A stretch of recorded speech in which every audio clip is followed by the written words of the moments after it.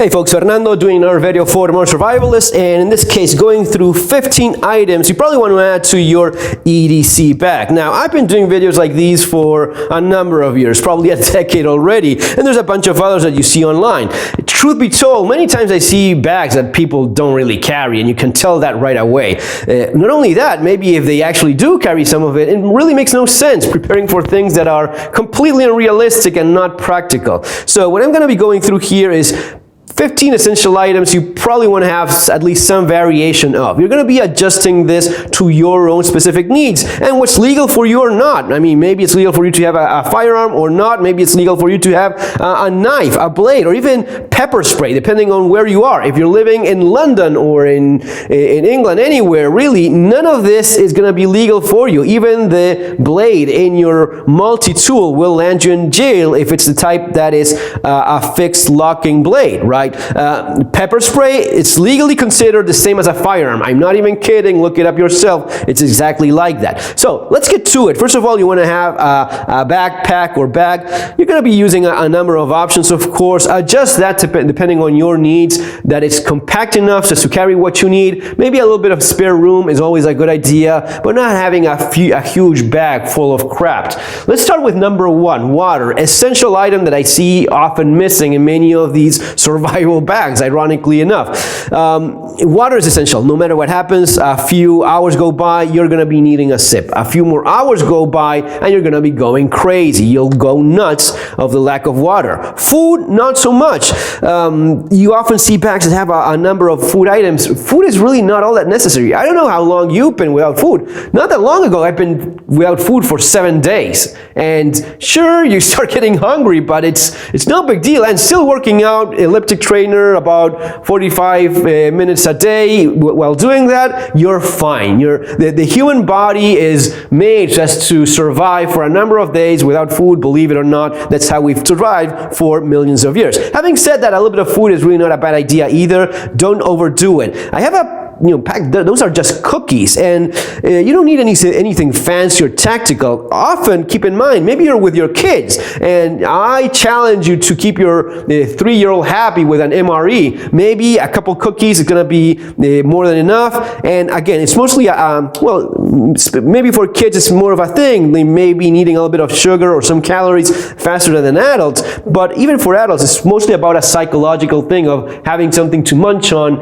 and, get over that. But something simple will be more than enough. Number two, a first aid kit of some kind.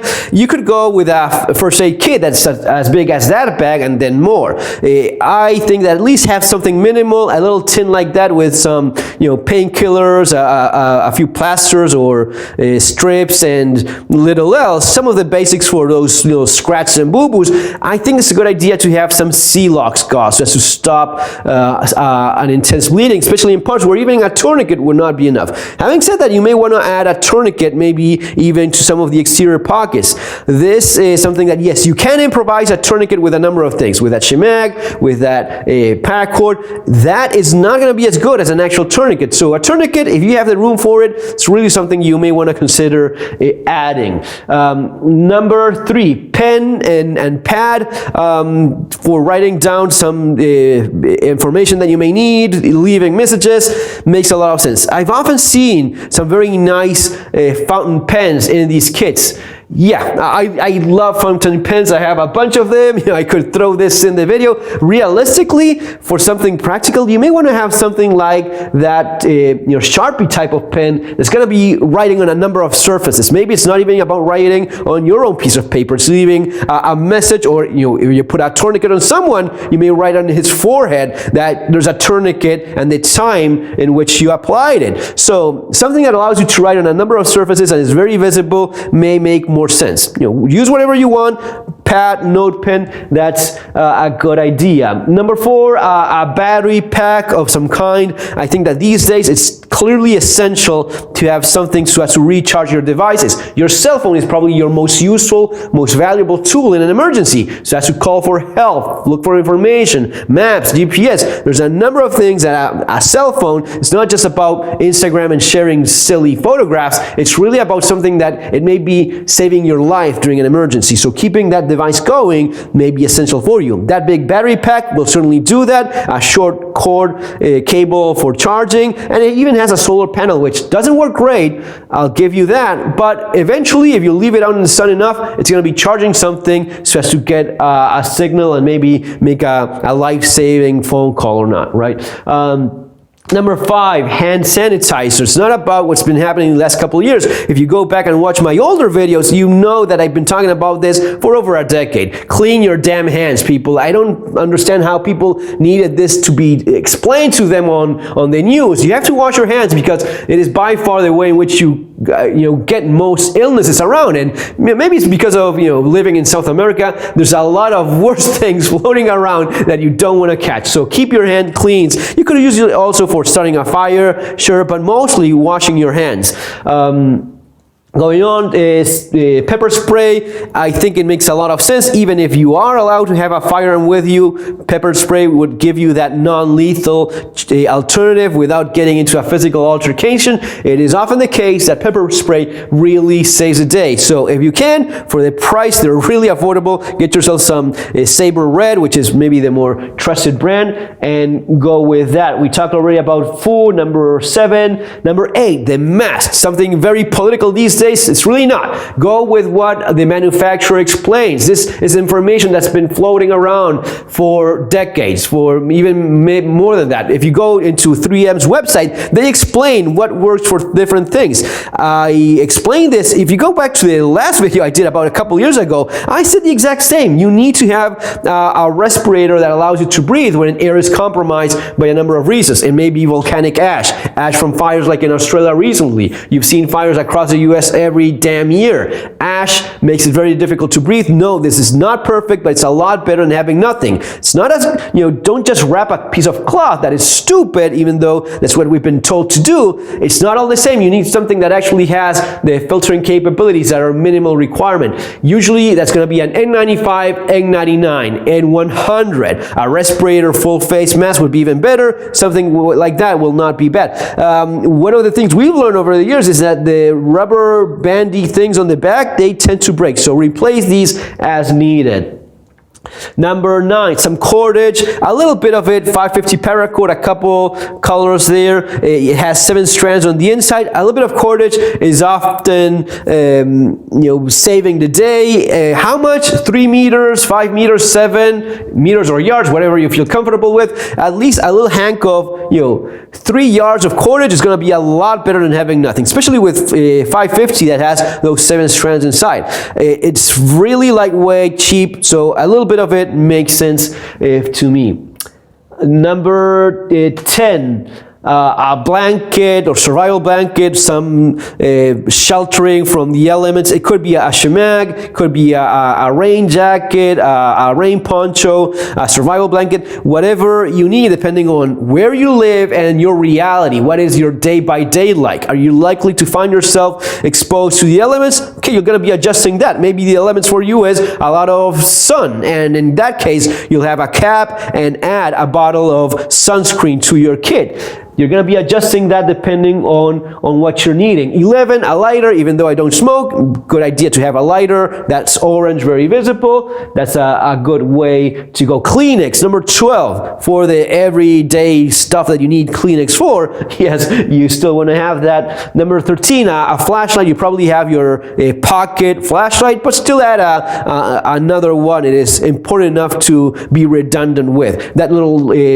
that's True Nights, I don't remember, it's a pretty new model that I got recently for reviewing. That one goes with USB Type-C, which is the same as a cell phone and the one that you have there in the cable. So with that device there, sure, you would have something in AA, AAA, which is a standardized battery format. Then again, with that pack, that light will run for months, literally, and some of the minimum output modes. Number 14, a knife of some sort. This is where you want to just, again, depending on your needs. If you find yourself in more, wilderness regions, you live close to the woods, or depending on what you need, a knife like the one that I have, that's my own knife. That's the one I designed for Aitor. It's a N680 full tang blade. It's a beast of a knife. I literally crushed through a wall with that knife. It's bomb proof. Maybe it's too much. Maybe a little $5 knife like the Hultafors you see there is more than enough for your needs. So adjust depending on what you need, and adjust depending on what you can realistically get away with. The price also comes into play here. And, a little affordable knife, if that's all you can get, by all means. You feel you want to get something that's more of a prying, digging, hammering tool like that, yes, of course. Maybe you don't have a knife at all with you, and you just get away with the blade that you have in your multi-tool, especially if you have in your pocket something like a good little folder like this cold steel. For a lot of people, that may be plenty. The blade in your multi-tool, the blade in your folder. I still think that a fixed blade has a place. So if you can get away with a bigger one, a bit of a heavier one, if not a lighter blade, but Amora, Hultafors, those are good cheap brands, and it's going to be giving you a fixed blade knife in your kit, which I think it's important. Last but not least, multi-tool. And this is, for me, this is one of the crucial things I want to have with me all the time. That's why I keep one in my pocket, not in my EDC bag. So multi-tool, this is my old school Leatherman Charge TTI. They have newer models. This is still working for me, so more than happy with it. If you don't have this in your pocket, which I really suggest you do, but I understand different people, different realities, different needs. Get yourself at least one for your pack. That's a Leatherman rebar, which is excellent. It's an excellent little multi-tool that's going to be capable of doing most things, maybe not all, but most things that this one can do, you can do with that. Realistically, pretty much everything this does, you can do with the rebar over there. You need to have a multi-tool with you. I see so many people that don't.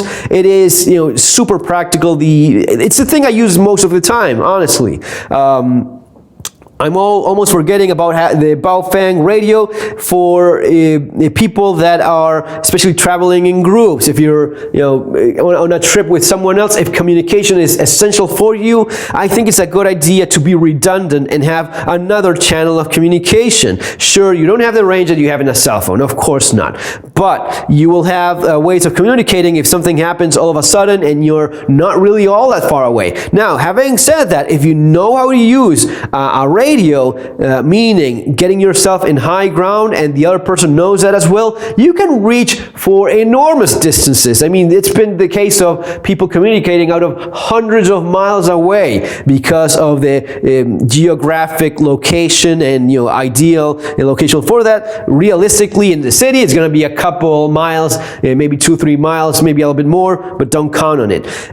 Anyway, it is, and it hasn't even, you don't even need to get a Baofeng. Some of the little family radios that are still good enough. It's actually pretty much the same power that you have in these. And the power is really not all that much of a big deal. A small radio, a couple of those, to stay in touch with the rest of the group, may make a lot of sense depending on the needs you have. Folks, none of this matters if you don't have the information and the skills and the knowledge, which is by far more important than any of this stuff. For that, I recommend not only the channel, which is full of information. You don't have to buy anything. Use the search function in the channel. I've had this channel for a decade now, so you find most topics there. If not, you also have my book, Survival Skills, which applies to the use of most of this stuff in surviving the economic collapse. My other book over there, specifically about surviving economic crisis, collapses, and so on. Folks, see you on the next video. Have an awesome day. Take care.